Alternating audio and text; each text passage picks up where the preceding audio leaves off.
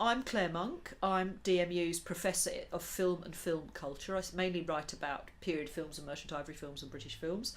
And on Thursday the 22nd of February, I'm going to be delivering my inaugural lecture.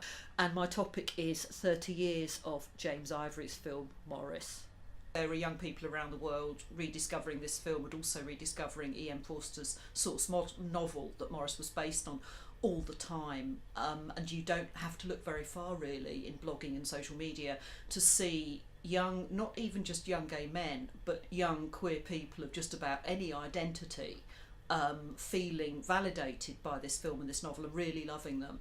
At the time it was a breakthrough because Forster's novel and the film particularly, it's one of the very first very mainstream gay films that's absolutely absolutely validating of gay experience, absolutely nothing negative in there, and has a happy ending.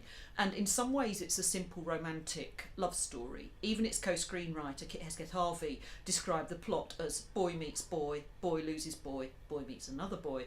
But within that there's an awful lot of nuance and amazingness going on. The film can speak directly to new young audiences around the world. It isn't complicated, it isn't something that appears to be a political gay film, and yet in its simplicity and its positivity and its happy romantic ending, it's deeply political.